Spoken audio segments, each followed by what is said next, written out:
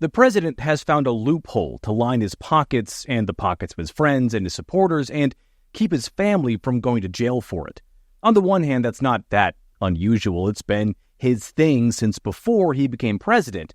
But this time, it's not by inflating the size of a Trump building or not paying his contractors or lawyers. This time, it's taxpayer money, almost $2 billion worth. Today, I'm going to explain what this loophole is and how the administration is planning to use it. Plus, I have to get into the latest on the war in Iran, which has now been happening for 80 days, because officially the ceasefire ends today. But the White House is looking for yet another loophole to potentially restart the war while Trump is trying to keep his authoritarian friends in the Middle East happy, and it's not going very well. It's Tuesday, May 19th, 2026. Welcome to Make It Make Sense. I'm Grant Hermes.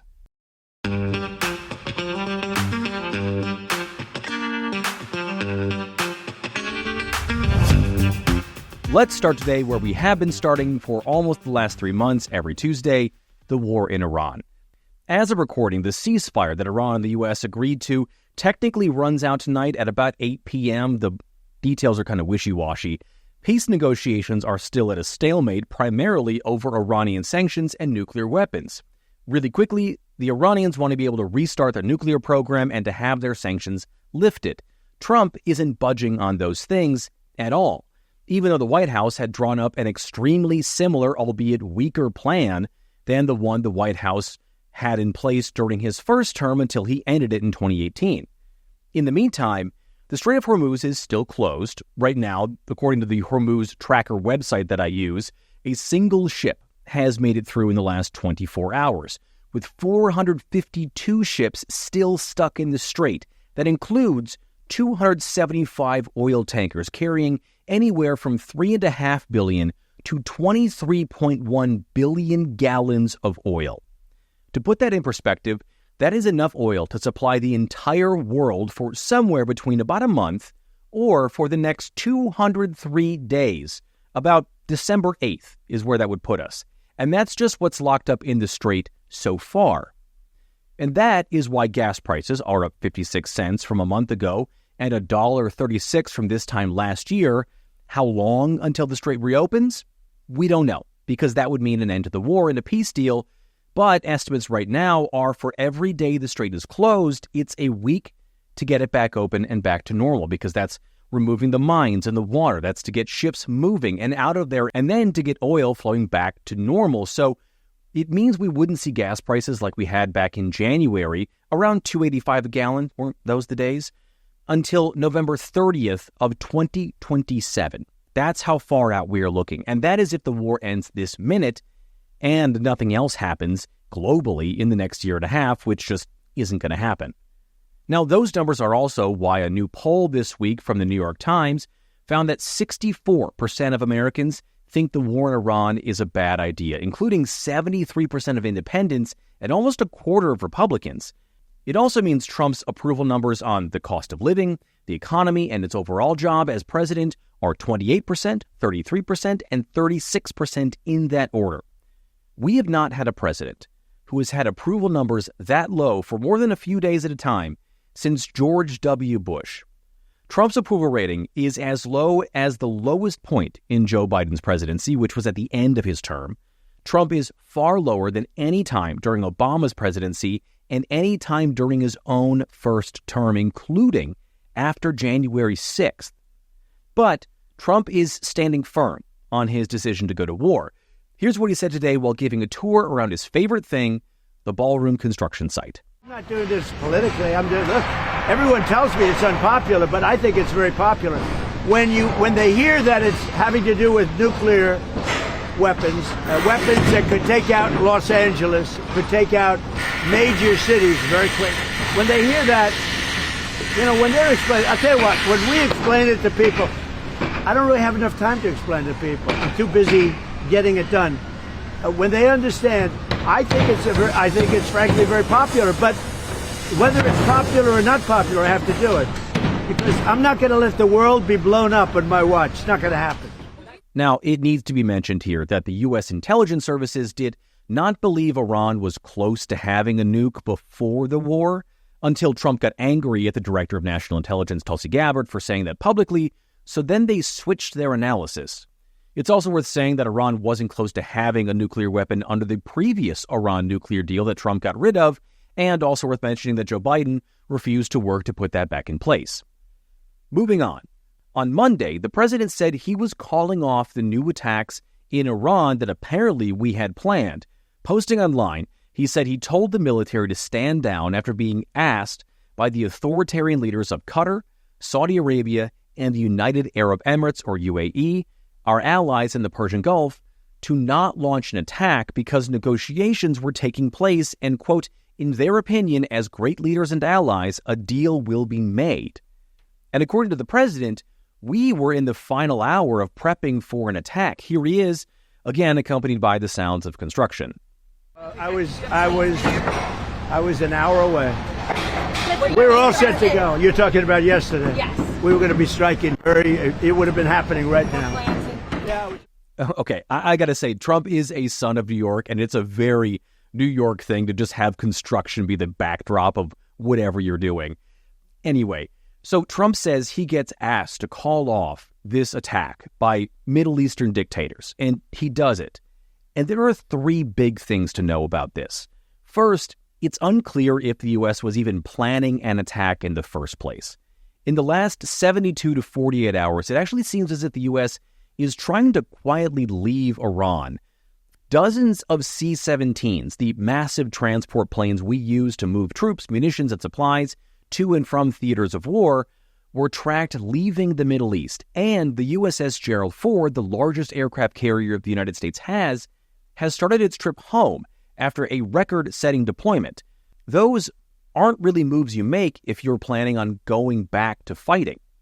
Now, the Pentagon is reportedly trying to find a loophole here to just change the name of the war from Operation Epic Fury to Operation Sledgehammer to get around the War Powers Act and Congress, so maybe they're just doing like a hit the reset button and start over, everything back to square one. I don't know. That's not how the law works, though, and any future strikes without congressional approval would widely be seen as illegal, impeachable offenses. Now, second, it is yet another time the president has backed down from a promise when it comes to Iran. I'm not saying that it's bad, that bombs were not dropped, and that people were not killed. What I'm saying is Trump is doing an awful lot of crying wolf in this war, and it's clear the Iranians aren't afraid of calling his bluff. So when we get a Trump always chickens out Taco Tuesday, it's not a surprise to anyone and only reinforces the Taco Trump idea. Third and finally, when Trump says he was asked by the leaders of these Middle Eastern countries to not attack and then doesn't, and then says that publicly, it makes it look like yet again, U.S. foreign policy and military strategy in Iran is being led by foreign leaders, not our military leaders or Trump himself.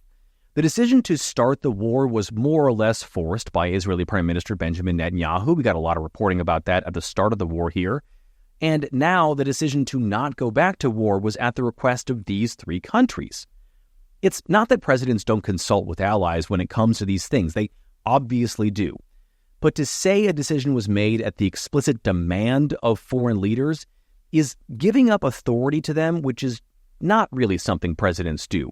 It's also worth saying here that is not the kind of deference Trump would show any of our more traditional allies in Europe or Asia. Now, Trump needs to stay in the good graces of these authoritarians in the Middle East because he and his family have business in their countries. The Trump Organization has a $2 billion resort in the UAE and a deal to build a $1 billion Trump Tower in Dubai. The Saudis have given Trump's son-in-law and co-chief negotiator in the Iran peace talks, Jared Kushner, $2 billion in investments to his firm, and the Trump family business is looking to secure a multi-billion-dollar deal for a resort in the Saudi capital of Riyadh. The Qataris cut a deal with Trump last year to build a $7 billion golf course and infamously gave him a top-of-the-line Boeing 747, which was supposed to be delivered to him by his birthday next month, but now it won't get there until the 4th of July, which Trump has reportedly been upset about. So it's really worth questioning whether Trump delayed this strike, if there ever was one planned, because of possible peace talks, or because he wanted to line his pockets and get a new toy. And that's actually a great place to take a break here. When I come back, the new Department of Justice settlement fund to pay Trump, his allies, and the people who committed violence for him. Today's episode is brought to you by Ground News, which is something that I wish was around when I first started getting interested in and covering politics. I know it seems like common sense now, but it's really hard to sift through all the news that is out there because the same story can be completely different depending on who and where you're reading it from. That's where Ground News comes in. They give you all the versions of the story right in your feed, left, right, and center. They show you those side by side so you can see how the framing changes and you get a full view of the story. They also have a blind spot feed that flags stories that are being ignored by one side of the aisle entirely. In a media landscape built to keep you in an echo chamber, Ground News shows you the way out. And right now you can use the link in the description for 40% off. It is their best deal on their best plan. That's the Vantage plan right now. You can only get it from Make It Make Sense. Get access to their blind spot feed, more than 50,000 unique outlets for news, and one of my favorite features is their Burst Your Bubble newsletter, which helps you break out of that echo chamber and shows you your own media bias for all the things that you consume. I think it is an invaluable resource to expose you to different ideas and help keep your own media diet healthy, because a healthy media diet is just as important as a regular diet. Again, use the exclusive code in the description to get 40% off the Ground News Vantage plan, their absolute best plan right now. This week, the Department of Justice announced it had brokered a settlement between the president and the IRS. Now, if you're wondering why two executive branch agencies and the head of that branch were in court against one another, that is a totally reasonable thing to ask. Here's what happened. The president sued the IRS for $10 billion over his tax returns that were leaked in 2021. That case was settled in criminal court. The whistleblower, a guy named Charles Littlejohn, was sentenced to 5 years in prison. He also didn't target Trump alone. Trump's tax returns were part of a leak of thousands of stolen returns for some of the world's wealthiest people like Elon Musk, Jeff Bezos, George Soros, Warren Buffett, and yes, Donald Trump. The list is long, and it's also full of people much, much richer than Trump. But Trump wanted more, and he filed that lawsuit in January of this year, and from the start, it was bad. On its face, $10 billion was an arbitrary and exorbitant number. So high, it was seen as laughable when it was filed. Also, on its face, Trump was now in charge of the IRS, and him asking for $10 billion in taxpayer dollars from the department he controls was suspicious. Last month, that's exactly what the judge in the case said, saying that normally when you have a lawsuit, it's pretty clear that the two sides are at odds. It's a legal idea called being adverse to one another, to put it really simply. But when the Trump legal team and the IRS asked for an extension to reach a settlement, the judge said, hang on, this case might need to be thrown out because Trump and the IRS aren't actually adverse or at odds, and it's the constitutional job of a judge to make sure they are, under something called the controversy requirement. Here's what she said, quote, although President Trump avers that he is bringing this lawsuit in his personal capacity, he is the sitting president, and his named adversaries are entities whose decisions are subject to his direction. Accordingly, it is unclear to this court whether the parties are sufficiently adverse to each other so as to satisfy Article 3's case for controversy requirement. I know that was a lot of legalese at you all at once there, but basically what she's saying here is based on Trump's position, and then she cited his executive orders and things he said publicly about the case, she's not sure if she can legally let this case or a settlement go forward. So, seeing the writing on the wall, the president and the DOJ, which is now being run by Acting Attorney General Todd Blanche, who was Trump's former personal attorney, worked out a different deal, even though the IRS had written a 25-page memo saying they could win in court against Donald Trump. And yesterday, the DOJ announced this deal right when the judge dismissed the lawsuit. This new deal would create an anti-weaponization task force with the mission of doling out $1.776 billion to people this task force feel were wrongly targeted by the Biden Department of Justice and administration. To be clear, Trump's tax returns were leaked while he was president. Now, the number there, 1776, isn't an accident. It wasn't chosen by any metric, mind you. It's the year the Declaration of Independence was signed, 1776. So get it? This thing is like patriotic, just in time for the 250th birthday of America. Now, this fund is staffed by 5 members chosen by Todd Blanche, but fully controlled by the president, who can fire any member at any time for any reason. At first, the DOJ released a 2-page summary of the settlement, which was not very detailed. And then we got the full settlement. In it, it says the plaintiff, so the president, his sons, and his business, will get an apology from the government for the leaked tax returns, but they won't get any money in this settlement. Now, that sounds like Trump isn't getting paid here.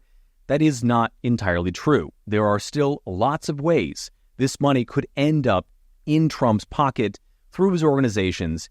And more importantly here, it blocks the IRS from auditing Trump, his family, or his businesses forever. And for a little context here, the New York Times reported in 2024 that an IRS audit cost Trump around $100 million.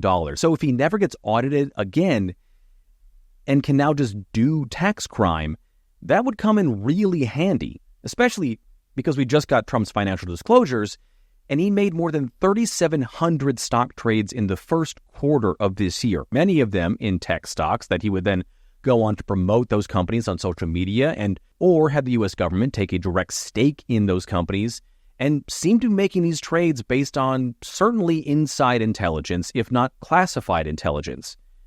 Trump says all those trades are run by a blind trust. It's run by his sons, so it's about as blind as a hawk. Here's what Trump said about this new DOJ fund that's given his family essentially immunity from the IRS yesterday. The Justice Department has this new fund that was announced today, $1.7 billion. Yeah. Why should taxpayers pay for the January? Well, it's been very well received, I have to tell you. I know very little about it. I wasn't involved in the whole creation of it and the negotiation. But this is reimbursing people that were horribly treated. It's anti-weaponization. They've been weaponized. They've been, in some cases, imprisoned wrongly. They paid legal fees that they didn't have. They've gone bankrupt. Their lives have been destroyed. And they turn out to be right. I mean, it was a terrible period of time in the history of our country. And they worked on it. I know the Justice Department, it's really been working on it very hard. There's been numerous other occasions over the years where things like this have been done. But these were people that were weaponized and really treated brutally by a system that was so corrupt, with corrupt people running it, and they're getting reimbursed for their legal fees and the other things that they had to suffer. Okay, when Trump says he knows nothing about something, that's generally a good sign. Not that he does know something about it, but that he realizes someone is probably going to get in trouble here, and if he can show deniability, it won't be him. Also, the people that Trump is talking about weren't right. He's specifically talking about 2020 election deniers and January 6th insurrectionists who, during a Capitol Hill hearing this week, Todd Blanche refused to rule out as people who could get potentially million-dollar payouts for attacking the Capitol at Trump's urging, which was found to be true by a congressional committee. Will you commit that no one who has been convicted of assaulting a police officer will receive a payout from this fund? So I share the concerns that apparently members of law enforcement gave to you last week, although none of this was announced last week, so that's surprising. But they had heard rumors there would be a settlement fund. Okay, but anybody can apply. The commission will set. The commissioners will set rules, I'm sure. That's not for me to set. That's for the commissioners. And whether an individual, an oath keeper, as you just mentioned, applies for compensation, is anybody in this country can apply. Well, it's also worth saying about this fund that, in a little twist of irony, it might not exclude Hunter Biden or some of the president's current enemies who have been indicted and had their cases dropped or thrown out. The fund does expire on December 1st, 2028, so maybe those last people might not get in this thing, but Hunter Biden definitely qualifies. But when we talk about who qualifies, we have to talk about the fact this fund is potentially illegal in a couple ways.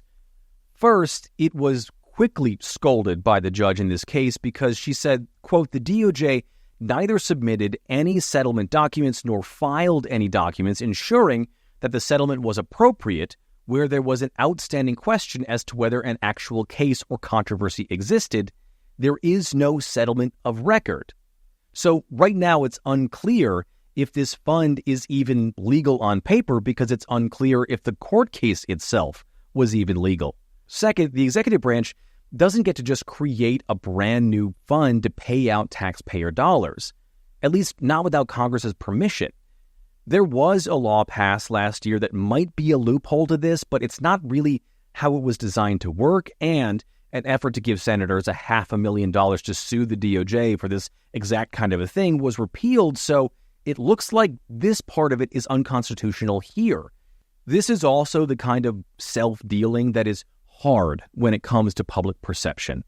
Only 1 in 4 Americans think the January 6th attackers were treated too harshly the last time they were asked about it in 2023. In 2024, the last time a major outlet asked about January 6th and Trump in earnest, 66% said they opposed the insurrection.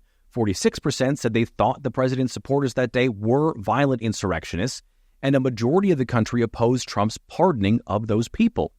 So what the administration is now doing is not just rewarding these people that a majority of Americans don't support with a clean legal slate, but then paying these people for their violence with our money. That likely isn't going to sit well with a lot of people out there, especially as they struggle to pay for the basics like gas and groceries. And at this point, I wouldn't be surprised if this fund never actually sends out a dime at all because it's all tied up in courts and the court of public opinion. And the only people who really benefit are the Trumps, who are now free to make as much money as they want in any way they want without the IRS being able to stop them.